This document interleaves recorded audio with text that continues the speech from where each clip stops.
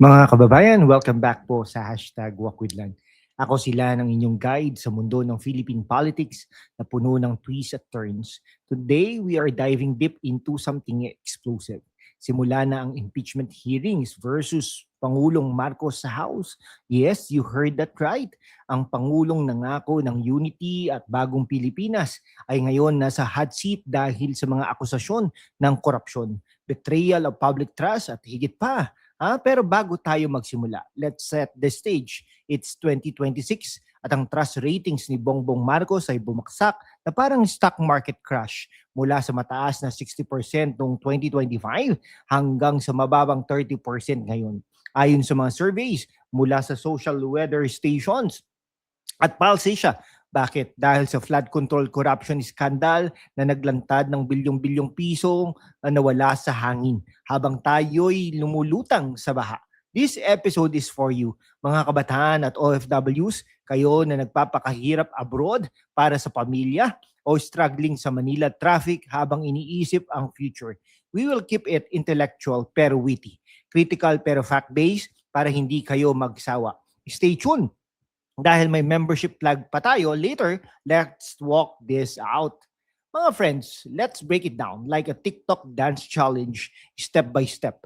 Noong January 19, 2026, isinampa ang unang impeachment complaint ni lawyer Andre De Jesus, endorsed by Pusong Pinoy. Representative Journey Jet Nisay, 6 na grounds: culpable violation of the Constitution, graft and corruption, betrayal of public trust. Okay, pangalawa, noong January 2026, sumunod ang Makabayan Black, Renato Reyes, Liza Maza at iba pa na nag-akusa ng systematic scheme para siphon off 545.6 billion pesos sa flood control funds. Imagine, mga kababayan, that's 9.2 billion dollars na dapat sa flood projects pero napunta raw sa kickbacks at political war chest para sa eleksyon. Anong source? France 24 at Manila Times reports. Parang magic trick ni Marcos. Abracadabra, nawawala ang pera. Pero seriously, the House Committee on Justice chaired by Attorney Gerville Luistro deemed both complaints sufficient informed with a 46-1 vote. Hearings started February 2, 2026. Ito'y hindi joke. It's real. And it's happening now. Para sa inyo na OFWs. Isipin ninyo, ang pera, yung remittances, nasasayang ba sa ganitong korupsyon? Ano sa tingin ninyo? Mga viewers, comment down below. Deserve ba siyang ma-impeach? Mga kababayan, sa mundo kung saan ang kasinungalingan ang nangingibabaw, ang katotohanan ang unang sinisikil. Pero kasama kayo, magpapatuloy tayo sa laban, walang takot, walang kinikilingan, at laging handa para sa bayan. Sumali na sa aking YouTube channel membership sa hashtag #WalkWithLan at tulungan natin ang channel na maabot ang 100,000 subscribers. Ang inyong suporta ang susi sa kalayaan natin para ipagpatuloy ang pagbabalita ng katotohanan. Salamat at kita-kits sa laban. Let's get critical. Ang pinakamalaking bomba, the flood control corruption scandal na nag-trigger ng massive protest noong 2025. Ayon sa diplomat, bilyong-bilyong piso sa infrastructure funds ay nawala, implicating Marcos allies like his cousin Martin Romualdez. Marcos promised arrest by Christmas 2025. Pero hanggang ngayon, walang high-level indictments. Si Bong Revilla lang.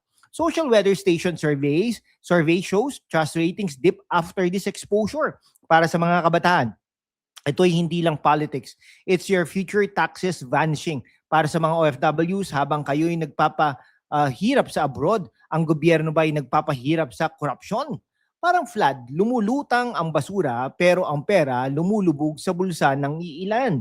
Evidence from Eurasia Review shows this patronage politics weakens our democracy. Okay Marcos promised build, continuation. Pero anong nangyari? Inflation soaring, joblessness high, wages low. As per Wikipedia on his presidency, trust ratings dropped to 30% by February 2025 per Philstar. Para sa mga kabataan, struggling sa student loans, blame underemployment. Remittances nyo ba ay sapat sa rising prices? Al Jazeera criticizes Maharlika Fund as a recipe for corruption with unutilized funds from state banks, no accomplishments reported yet millions in salaries.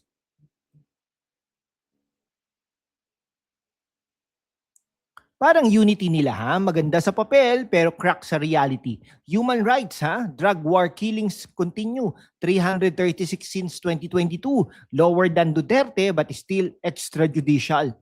A critical lens, no? Marcos denies martial law abuses. Amnesty International reports 3,200 killed, tens of thousands tortured. Yet he rejects ICC probes.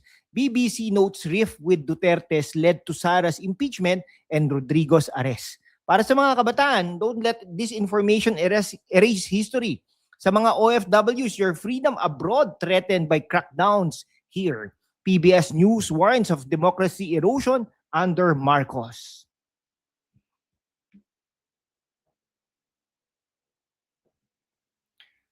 The unit team breakup, Sara impeached February 2025. Rodrigo to ICC March. Is Asia Forum says this feud threatens Marcos' presidency. Foreign policy closer to US, but China tensions rise without real wins. Parang teleserye, from allies to enemies, but the real victim, Philippine stability.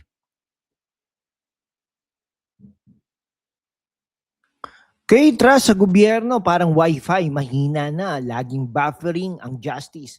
Para sa mga kabataan at OFWs, ito'y signal na kailangan ng change. Your voice matters sa comments, ha?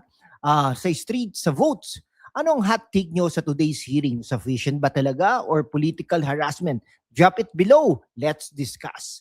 Mga kababayan, sa mundo kung saan ang kasinungalingan ay nangingibabaw, ang katotohanan ang unang sinisikil. Pero kasama kayo, magpapatuloy tayo sa laban, walang takot, walang kinikilingan, at laging handa para sa bayan. Sumali na sa aking YouTube channel membership. 100,000 subscribers po ang ating goal. Ang inyong suporta, ang susi sa kalayaan natin para ipagpatuloy ang pagbabalita ng katotohanan. Salamat at kita-kits sa laban. Ang impeachment hearings ngayon, February 2026, ay hindi lang procedural. Ito'y referendum sa accountability, from flood billions lost to trust, nosedive, to live hearings today declaring sufficiency informed. The facts are stacking up against promise of bagong Pilipinas.